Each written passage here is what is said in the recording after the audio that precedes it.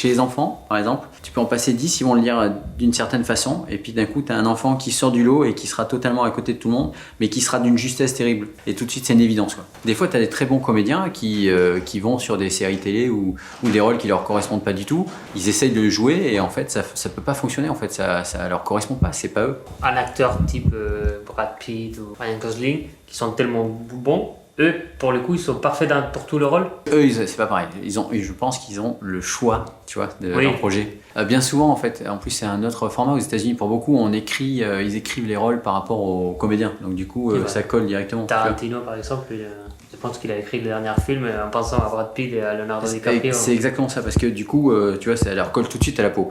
Une question de Yacine, comment devient-on le prochain Ryan Gosling?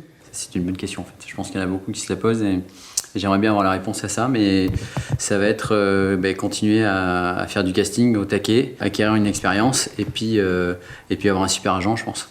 Être attentif à toutes les annonces qui peuvent passer à droite à gauche, sur l'ARDA, sur les trucs de région, tout ça. Enfin, être au fait des projets et puis être le premier sur le casting, quoi, ça serait pas mal. Et surtout, au niveau du jeu, être le plus naturel possible. Ce que je dis bien souvent, c'est que quand on l'a choisi sur photo, c'est qu'on veut que ce soit lui qui interprète et pas qui s'imagine dans sa tête être quelqu'un d'autre.